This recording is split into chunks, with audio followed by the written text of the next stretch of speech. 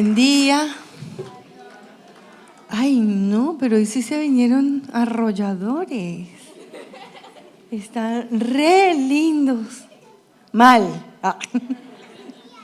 Dígale a la persona que está a su lado, ¿por qué te viniste tan lindo hoy, nene? ¿Por qué te viniste tan lindo? ¿Y vos por qué estás solita? ¿Dónde está? ¿Dónde está? ¿Se fue a otro? Bueno, hoy tengo un tema que estuve esta semana estoy estudiando el libro de Jueces y bueno, como que uno se sabe todas esas historias, se las sabe de memoria, ya uno las ha leído, las ha predicado, las ha estudiado, la lee, como que ya uno se hace un cuadro en su cabeza. Yo le decía ayer a mi esposo, mi amor, ¿cómo es la historia de Sansón? Y él me la contó, me la relató, con pelos y señales, y se la sabía toda. Pero yo le decía en este tiempo al Señor, yo quiero ver otras cosas. No la historia como uno la lee, ya la tiene cuadriculada en su cabeza, porque uno dice, bueno, estas son las debilidades, estos son los pros, estos son los contras. Yo le decía al Señor, déjame ver cosas que yo antes no haya visto. Porque pues uno lee la historia y como que ya no aprende más. Y bueno, el Señor muy bello extendió su cetro y me dijo, bueno, te voy a mostrar otras cosas que no había visto antes en esta historia. Y le puse como título, ¿y en dónde está tu fuerza? Y está en el libro de Jueces, es la historia de Gedeón, una historia súper conocida que mucha gente ha leído, ha estudiado, se saben toda la historia, pelos y señales, cómo ganó la pelea Gedeón, pero Dios me comenzó a mostrar otras cosas que no había visto antes. A partir del versículo 7 hasta el 10 dice, cuando los israelitas le pidieron al Señor que lo librara de los madianitas, Él les envió un profeta que les dijo, así dice el Señor y Dios de Israel, yo los saqué a ustedes de Egipto, donde vivían como esclavos, y no solo los libré a ustedes de los egipcios, sino también de todos los que los oprimían. A ellos los fui echando de delante de ustedes y a ustedes les di la tierra de ellos. Y les dije a ustedes que yo soy el Señor su Dios y que no tuvieran miedo de los dioses de los amorreos, en cuya tierra viven ahora. Pero ustedes no me hicieron caso. Amén y amén. Padre, hoy ponemos esta tarde en tus manos. Sabemos que tú tienes una palabra contundente para nosotros, pero queremos pedirte, Señor, que entres a nuestra mente, a nuestro corazón, Señor, porque estamos anhelantes de que tú nos instruyas en este tiempo qué queremos o qué debemos hacer. Estamos agradecidos, Señor, por el tiempo de la alabanza, agradecidos por poder ofrendar para ti, pero hoy, Señor, necesitamos, Dios de los cielos, que tú nos hables fuerte a nuestra mente. Pero al hablarnos, Señor, quiebra nuestro interior. Dale la posibilidad a nuestra alma de entender lo que tú nos quieres hablar hoy y poderlo poner en práctica en nuestra vida diaria, Señor, para que podamos ser transformados por tu palabra en el nombre poderoso de Jesús. Y el pueblo de Dios dice, amén. Bueno, este tiempo de leer la palabra, de estudiarla, que yo le decía al Señor, bueno, me quiero como extractar cosas como más de la vida, como poderla bajar de ahí de la nube y ponerla aquí, en la tierra. Y poder instruir a la iglesia de cómo poder vivir nuestra vida diaria. Entonces, comencé a mirar algunos aspectos de este capítulo y créanme que ni siquiera les voy a hablar de toda la historia de Gedeón, porque solamente alcancé a estudiar, lo leí todo, pero solamente estudié el capítulo 1. Y hoy voy a hablarles del capítulo 1. El capítulo 1, a partir del versículo 1 de Jueces 6, dice: pero los hechos de los israelitas fueron malos a los ojos del Señor, y durante 7 años el Señor los entregó al poder de los madianitas. Como los madianitas oprimían cada vez más a los israelitas, estos, por temor a los madianitas, se hicieron escondites en los cerros, en las cuevas y en los lugares difíciles de alcanzar. Siempre que los israelitas tenían algo sembrado, los madianitas, los amalecitas y la gente del oriente los atacaban. Acampaban en los territorios de Israel y destruían las cosechas hasta la región de Gaza, sin dejarles a los israelitas nada que comer, ni ovejas, ni bueyes, ni asnos. Con sus tiendas de campaña y su ganado invadían el país y lo destruían todo. Venían con sus camellos en grandes multitudes, como una plaga de langostas. Por causa de los madianitas, los israelitas pasaban por muchas miserias y finalmente le pidieron ayuda al Señor. ¿Se acuerdan de la frase de hace 15 días que la dije como unas 35 veces, me parece? Hasta que por fin. ¿Se acuerdan? Hasta que por fin. Bueno, aquí pasó exactamente lo mismo. El pueblo de Israel fue salvado efectivamente por Débora y vivieron un montón de años en paz hasta que volvieron a caer en picada. Y tú te das cuenta a veces que esas caídas en picada es porque nos alejamos de la presencia de Dios, porque dejamos de buscar a Dios y comenzamos a contaminarnos con otra cosa. Y eso pasaba con el pueblo de Israel. Pero no solamente caían en algún pecadito por ahí, sino que ellos comenzaban a vivir lo que vivían los pueblos paganos. Agarraban a sus hijos, los entregaban en el fuego, los quemaban a sus ídolos, comenzaban a tener cualquier tipo de cosas inmorales, o sea, hacían unas cosas que la verdad hacían que la mirada de Dios se quitara del pueblo de Israel. Y aquí duraron 7 años en manos de los madianitas. ¿Por qué? Porque Dios se quitaba. No era que Dios dijera: uy, ya los odio, no quiero nada más con ustedes. No, no era así. Era que ellos se alejaban de Dios y ellos dejaban por su voluntad a Dios. Entonces los madianitas venían y cada tanto era otro. Hoy son los madianitas, ayer fueron los abiezeritas, y así iban pasando pueblos que subyugaban al pueblo de Israel. En este caso, fíjate cómo los maltrataban y los empobrecían, les quitaban las cosechas. Ellos tenían momentos muy difíciles por no estar agarrados de la mano del Señor, y eso me parece como tan impactante. Cuando yo leí este pasaje, cómo el temor a los israelitas los había como abrazado, los madianitas venían como langostas, pintan un pueblo como que era súper numeroso, venían con sus camellos, arrasaban con la comida, arrasaban con todo, y ellos escondidos en lugares específicos para poder comer algo y que no se lo llevaran todo. Era muy fuerte. Entonces yo pensaba en este tiempo, ¿cómo puede ser que el enemigo tenga tanto poder en un pueblo que conoce de Dios? ¿Cómo puede ser? Si conocían a un Dios que hacía cosas poderosas por ellos, ¿cómo puede ser que el enemigo pueda ensañarse tanto con una persona y dañarle tanto la vida? Bueno, hoy en día, el primer punto le puse como título: ¿Cuánto poder tiene el diablo sobre ti? ¿Cuánto poder tiene el enemigo? ¿Cuántas cosas el enemigo puede hablarte, decirte y tú creerlas? Porque él tiene poder sobre nosotros.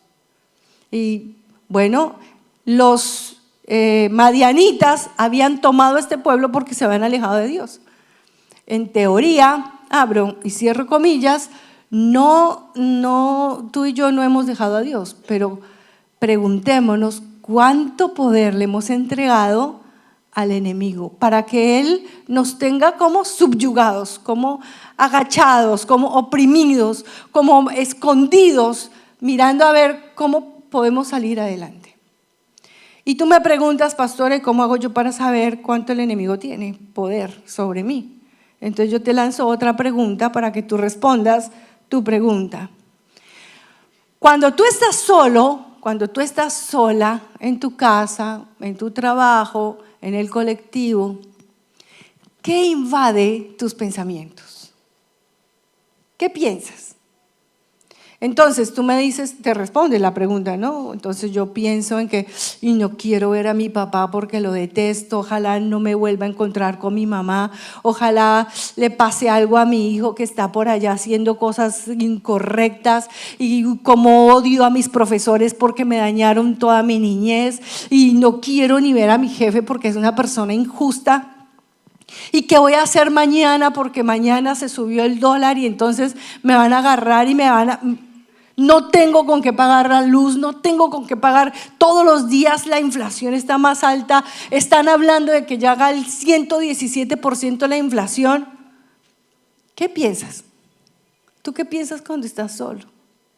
Cuando estás solita, en esos momentos donde no hay voces, donde no estás conversando con nadie, donde no hay nadie que te esté hablando, ¿tú qué piensas?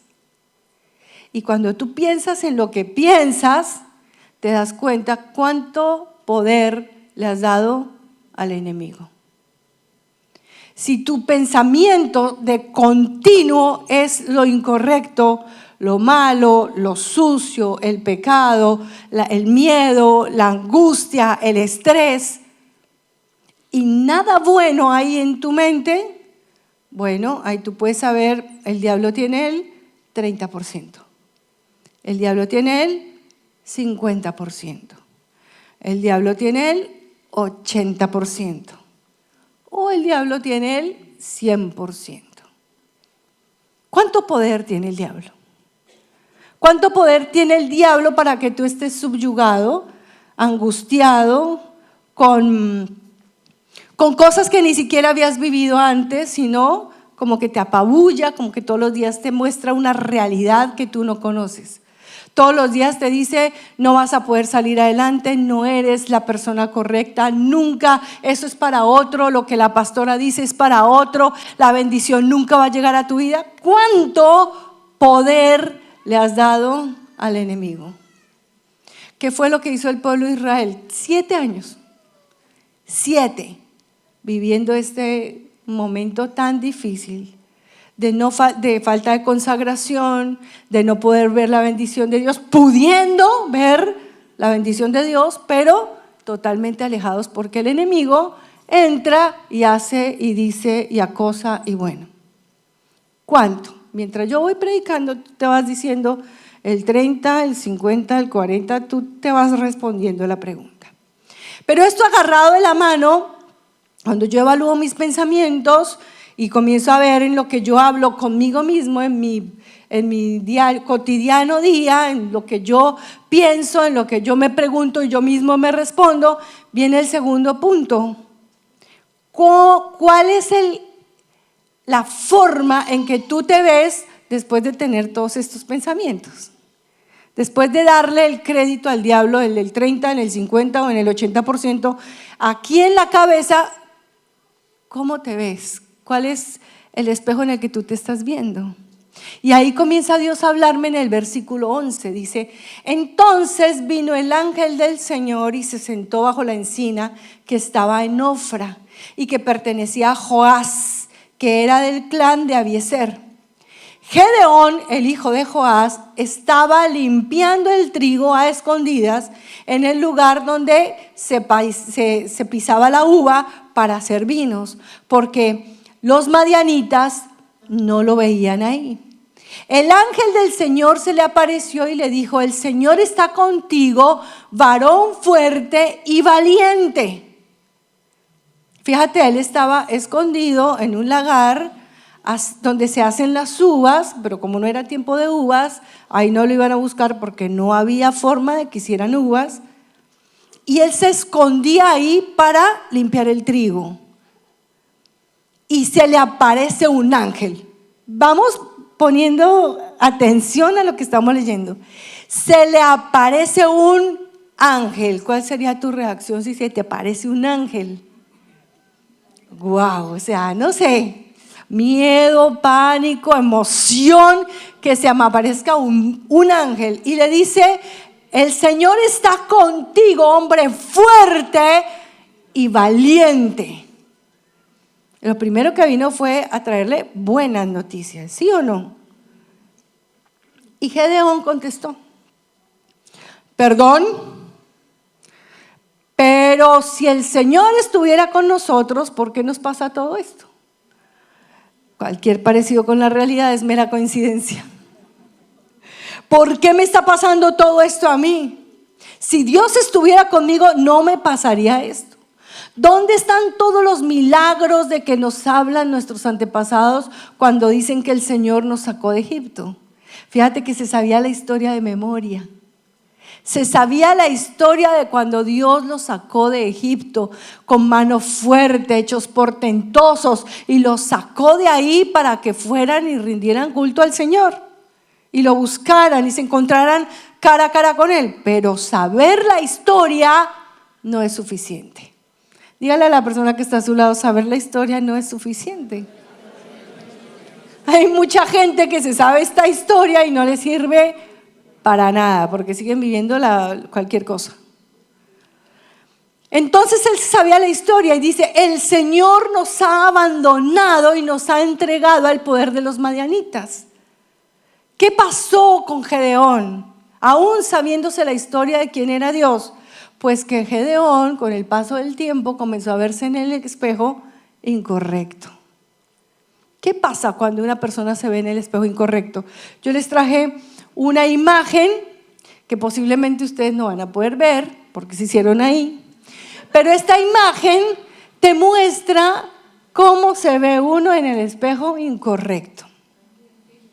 Entonces, si tú te das cuenta, por ejemplo, esta mujer aquí, tú la miras aquí y es linda, normal, pero aquí se ve corta de piernas, larga de cuerpo y corta de cara. Aquí se ve corta de cuerpo y larga de piernas. Acá se ve larga de cara y corta de tronco y larga de piernas. Y así cada uno de estos. Aquí esta mujer se ve con una frente como la mía, un poquito grande. Aquí se ve cuadrada, sin cuerpo, un cuadrado. Aquí este niño que me imagino que en la vida real es lindo, mira cómo lo distorsiona su carita. Aquí, por ejemplo, este se ve largo, este se ve deforme, este se ve panzón, como si hubiera tomado mucha cerveza. Y aquí en este, no, cerveza. La cerveza es la que... Y este no se ve.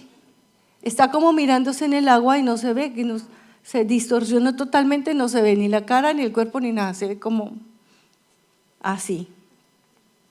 Eso sucede cuando tú y yo comenzamos a mirarnos en los espejos que no son, en los espejos que no nos dicen la verdad de quién somos.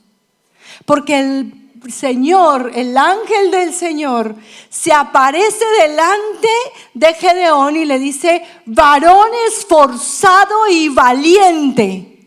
En ese espejo tendría que haberse visto, pero ¿cómo se veía? No se veía en ese espejo. Decía: si Dios estuviera conmigo, no sé por qué me está pasando esto. Y más adelante se complica más la historia. Entonces comenzamos a mirarnos en espejos que no son. Y comenzamos a tener problemas en la distorsión de nuestra identidad. Comenzamos a mirarnos mal. Sabemos que somos hijos, pero nos vemos de otra manera, como mendigos o como personas sin dignidad, o nos vemos como personas que ni siquiera tenemos identidad sexual. Comienza a distorsionarse nuestro pensamiento con respecto a lo que Dios piensa de nosotros.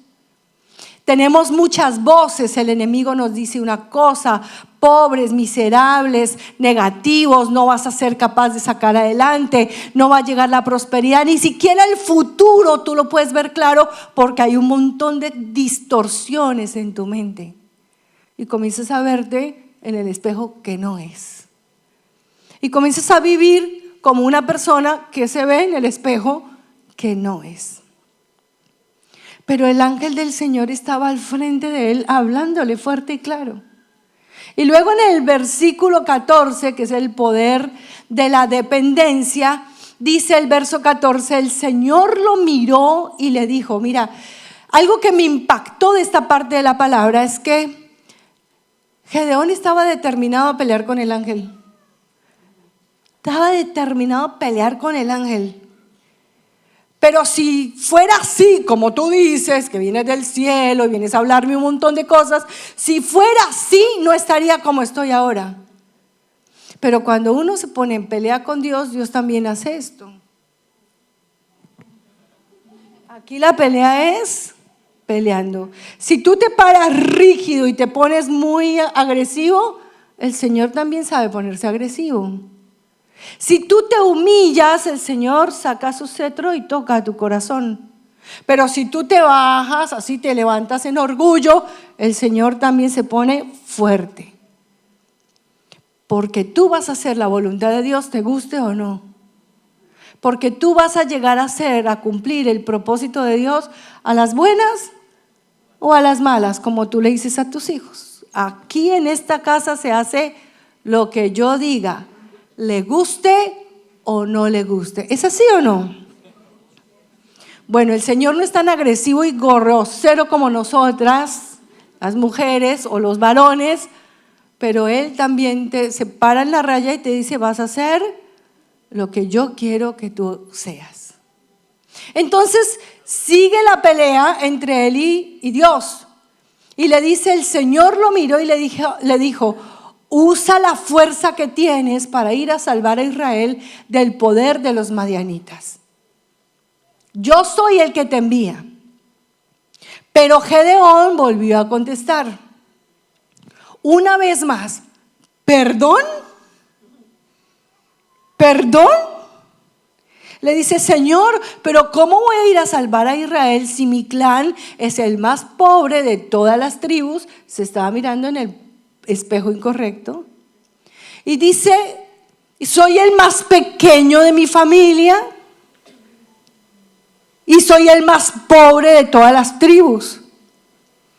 Y el Señor le respondió, podrás hacerlo porque yo estaré contigo. Derrotarás a los madianitas como quien derrota a un solo hombre. Yo decía, Señor, y lo pongo en contexto, si a mí se me presenta un ángel, yo no me pongo a pelear con el ángel. Y no sé si tú seas tan sinvergüenza de pelear con un ángel, pero este sí era un sinvergüenza. Se arremangó a pelear con el ángel, a decirle, usted no tiene la razón, yo tengo la razón. Totalmente almático, ¿sí? Sin nada de razón ni espiritualidad, no tenía nada de comunión con Dios. Porque la persona normal piensa lo que yo pienso, lo que yo siento y lo que yo quiero, almático. El mundo de hoy es almático.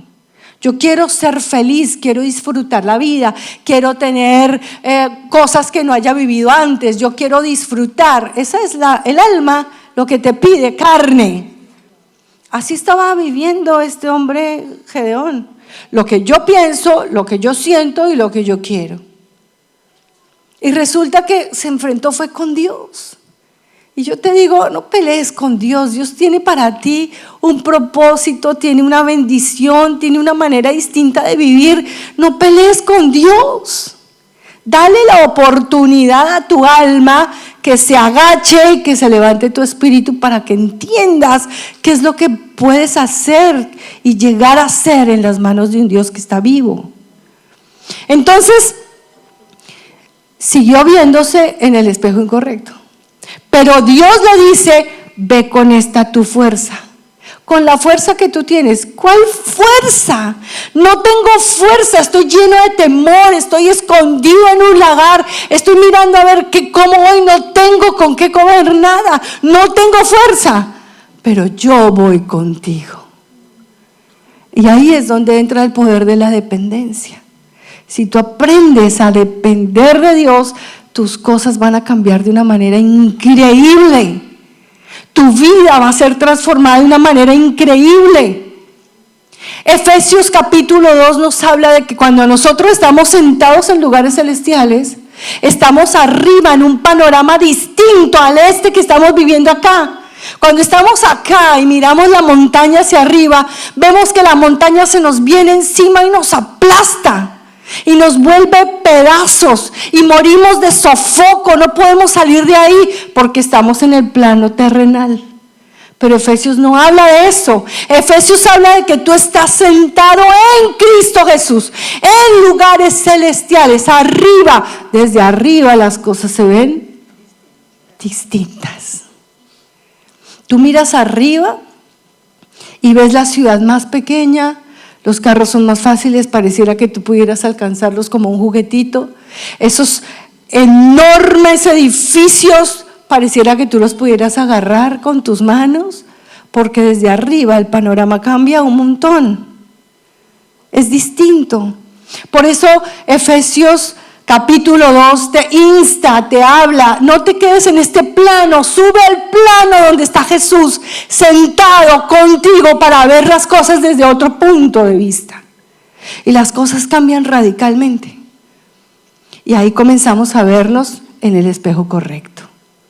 Y aquí hay una foto de una persona, de un ser viéndose en el espejo correcto. La verdad es mi gata que se está viendo en la foto.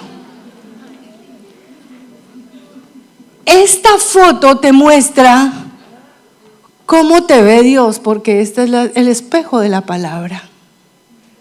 Y este eres tú, indefenso. Pero cuando tú te miras en el espejo correcto es donde comienzas a escuchar la voz correcta. Varón esforzado y valiente, mujer esforzada y valiente, ve con esta tu fuerza. No tengo fuerza, no importa, porque yo voy contigo. Amén. Dale un fuerte aplauso a Jesús.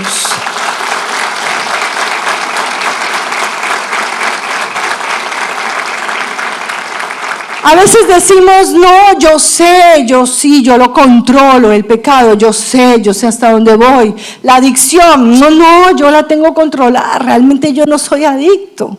Yo el día que quiero, paro. Ah, sí, ¿cómo no? Claro. El cigarrillo, el pecado, el mal genio, yo lo controlo. Yo sé, no, yo no soy tan. Y nos ufanamos de eso.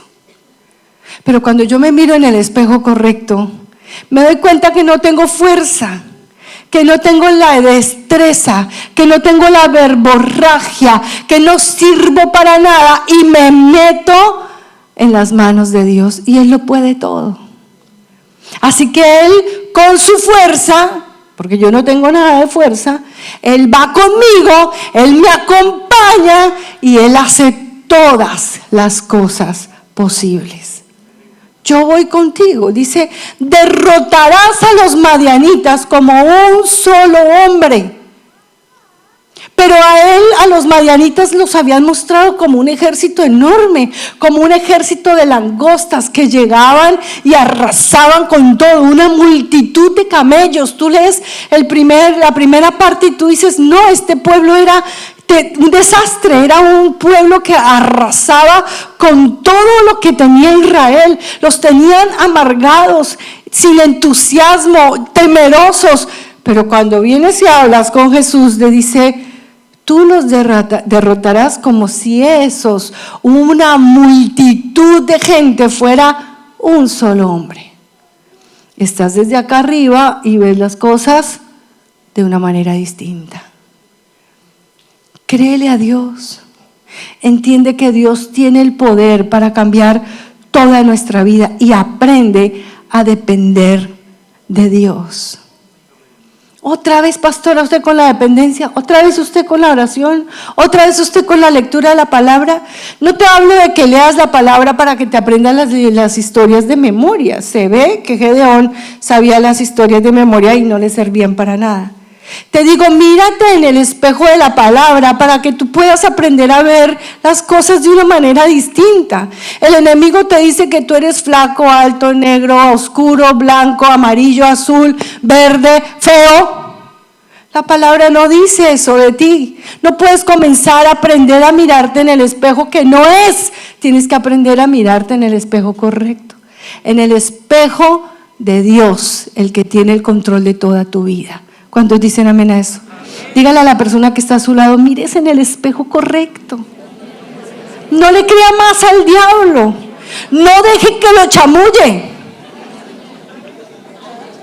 Ahora, apareció aquí un pasaje que yo dije, wow.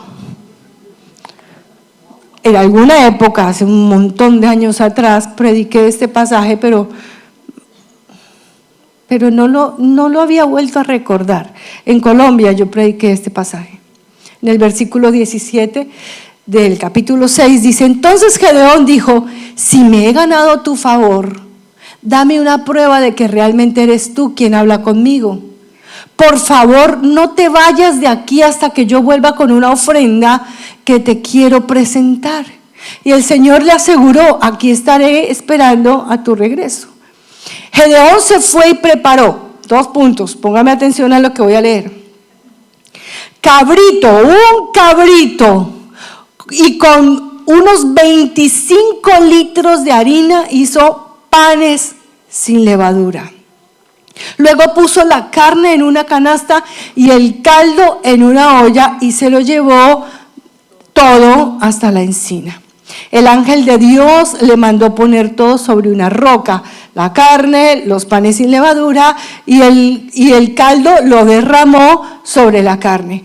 Después que Gedeón hizo lo que se le había mandado, el ángel tocó la carne y los panes con la punta del bastón que tenía en la mano, y de la roca salió fuego, el cual consumió la carne y los panes, y luego el ángel del Señor desapareció de su vista.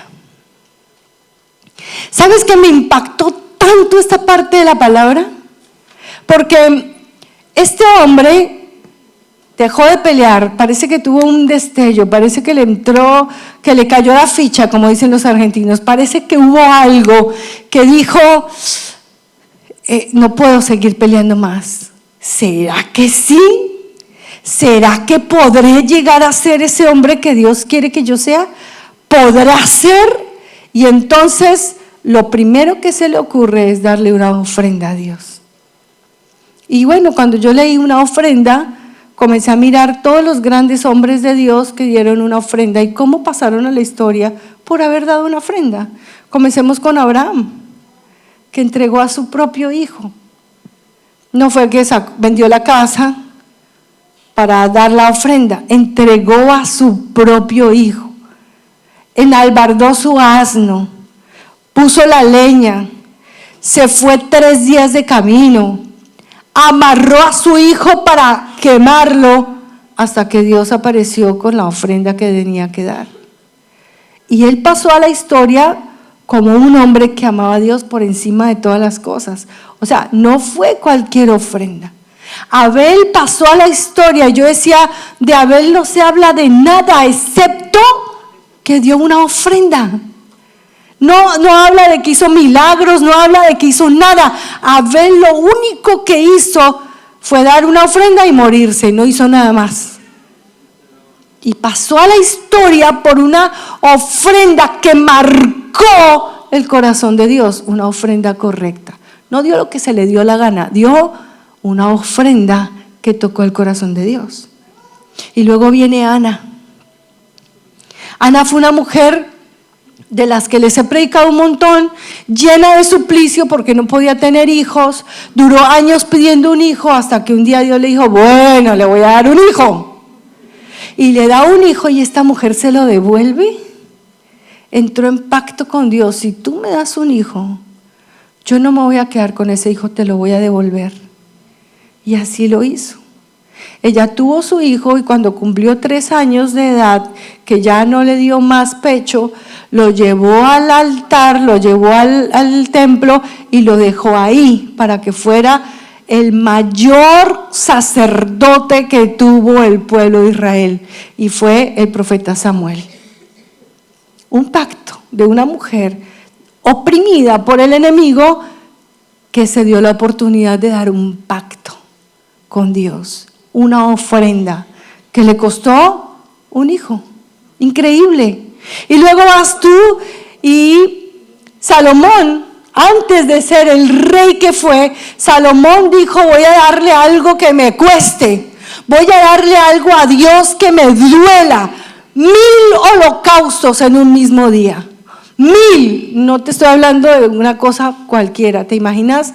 1000 vacas siendo degolladas, la mano es sangre por todo lado, y luego la cantidad de incendios que hubo ese día, quemando toda esa cantidad de animales. 1000 holocaustos, no fue algo pequeño.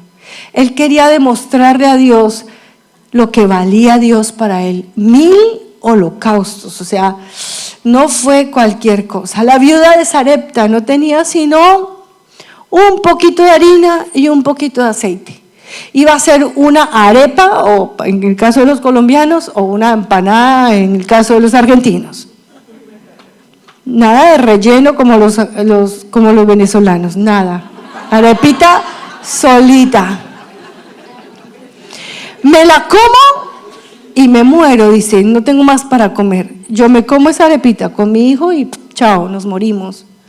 Y Dios le dice, no se la coma usted, démela a mí. Y se la entregó.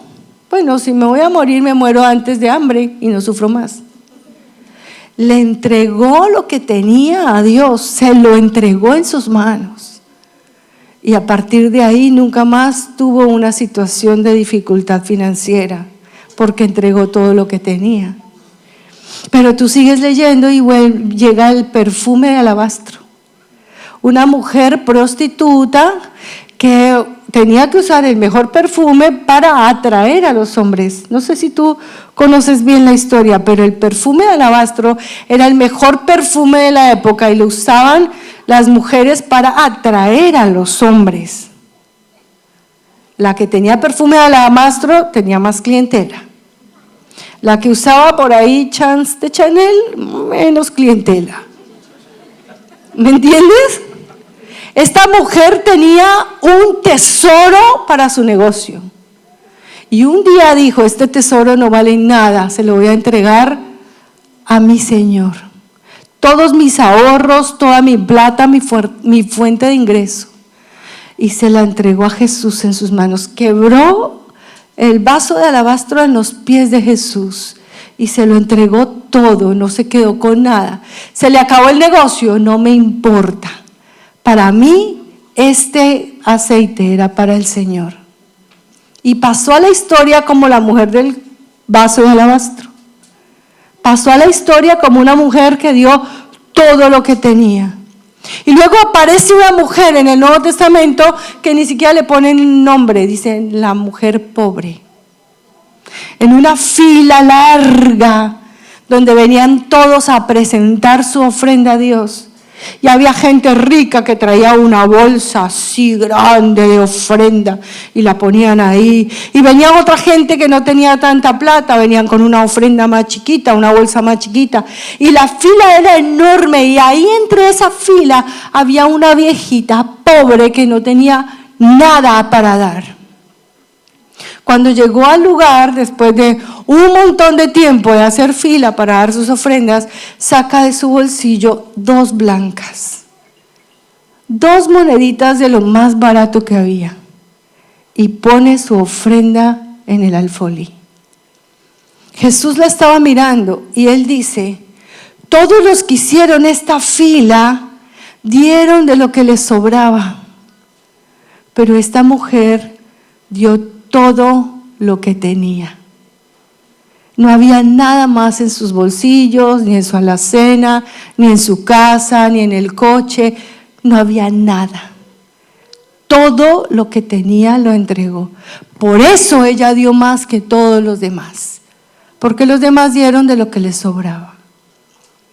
Y es increíble que todos estos personajes pasaron a la historia porque su vida se quebró en un momento de entregarle una ofrenda a Dios. Y fue lo que le pasó a Gedeón. Yo decía, Gedeón cuenta esa historia tan increíble. Gedeón estaba aguantando hambre. Gedeón no tenía que comer, estaban en la miseria. Toda la historia se trata de la historia de Gedeón aguantando hambre. Pero en el momento en que a él se le cayeron las escamas de los ojos y de los oídos y le cayó la ficha y entendió, lo primero que hizo fue darle una ofrenda a Dios. ¿Cuál ofrenda? ¿De dónde iba a sacar ofrenda? No tenía ni un peso, no tenía de dónde sacar una ofrenda. Estaban escondidos tratando de limpiar un poquito de trigo para poder comer, porque todos se lo robaban. Pero él sacó una ofrenda. Te voy a volver a leer qué fue lo que él dio.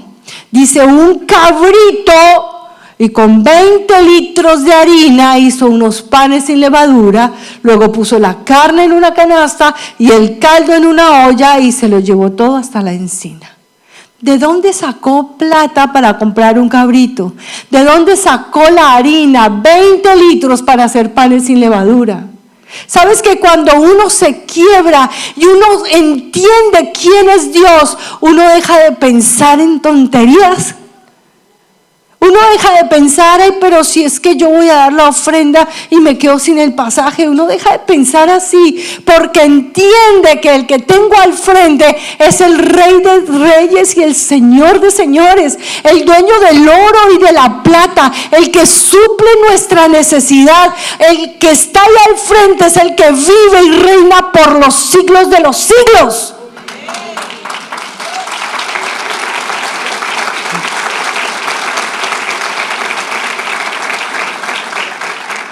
Esta ofrenda mostró algo que había en el interior de él que lo sacó al exterior. La ofrenda es eso, lo que hay aquí adentro, lo que Dios ha hecho acá adentro, lo expongo en el exterior y le doy una ofrenda a Dios. En este caso, nosotros, ¿qué le vamos a dar a Dios? Si es nuestra voluntad, es mi ofrenda. Mi ofrenda a Dios es mi voluntad, lo que más aprecio en mi vida, hacer lo que a mí se me da la gana. No voy a hacerlo más, voy a vivir como Él quiere que yo viva. Y no te estoy hablando de vivir sujeto y triste y pobre y con un montón de reglas. Te estoy hablando de mirarte en el espejo correcto y vivir como un hijo del Rey de Reyes y del Señor de Señores. Y no vivir más como un mendigo o un enfermo o una persona retrasada mental, sino levantarte en el poder del Espíritu y comenzar a vivir la vida que Dios quiere que tú vivas, una vida de propósito. Dile a la persona que está a tu lado, vive una vida de propósito. No juegues más con el Señor. Llega un punto en que nosotros tenemos que comenzar a vivir de una manera distinta. Si tú le dices hoy a Dios, me entrego con todo mi corazón, saco de mi bolsillo las 2 blancas, doy todo lo que tengo, mi vida va a comenzar a ser totalmente distinta, a vivir como Dios quiere que tú vivas. Yo quiero que te pongas en pie y vamos a orar. Y vamos a pedirle hoy al Señor que Él haga una obra distinta,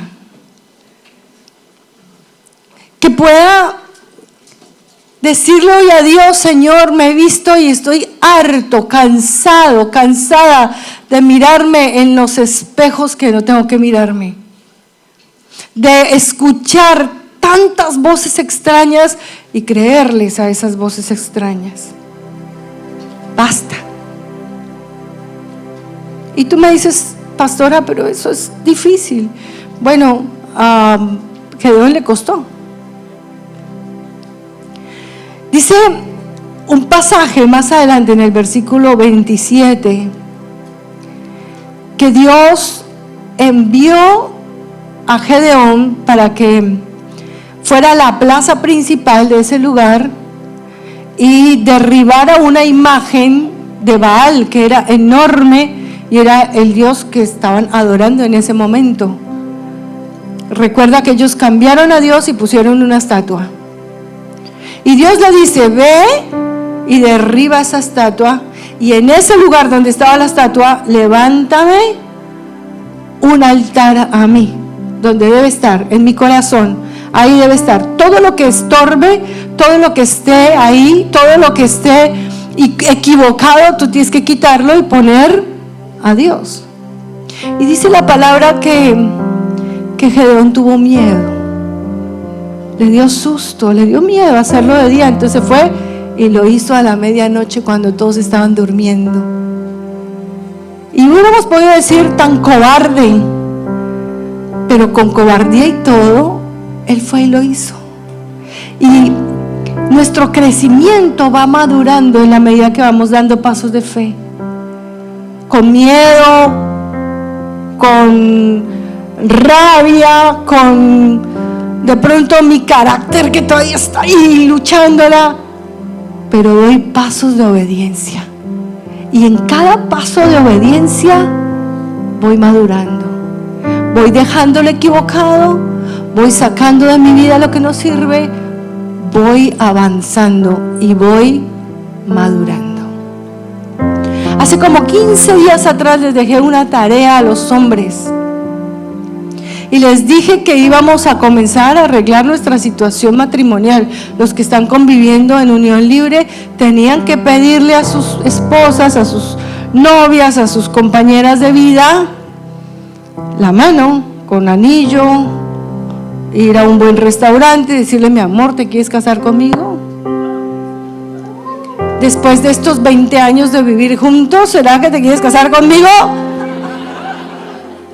Después de 15 años de hacer cosas incorrectas, ¿será que podemos hacer por fin algo correcto? No sé si lo hicieron, pero ahí estamos pendientes, dando un paso a la vez, siendo obedientes, acercándonos al propósito. Cada vez que tú das un paso, te acercas a la obediencia. Y vas dejando de lado todas las cosas incorrectas hasta que te vas acercando más y más a la luz. En la medida que te acercas a la luz se ven más las manchas. O sea, sé dónde puedo limpiar. Cuando me alejo de la luz, todo queda en oscuridad y pareciera que estuviera todo limpito. Pero me acerco a la luz y salen las manchas, y ahí es donde entra Jesús y comienza a limpiarme y a revitalizarme y a sacar lo incorrecto. Y cada vez que estoy más en la obediencia, entonces va mi fe madurando hasta que seamos perfectos. Traje un amanecer que lo van a poner ahí mientras nosotros vamos orando. Y dice la Biblia que nuestra vida, el paso por nuestro camino con Dios, nuestra vida es como la luz de la aurora, que va en aumento hasta que el día es perfecto. ¿Qué quiere Dios? Que tú y yo seamos perfectos y vamos en el camino hacia esa perfección, pero tenemos que dar pasos de obediencia cada vez, haciendo las cosas mejor. Ahora yo quiero que tú cierres tus ojos hoy y tú le digas a Dios: Señor,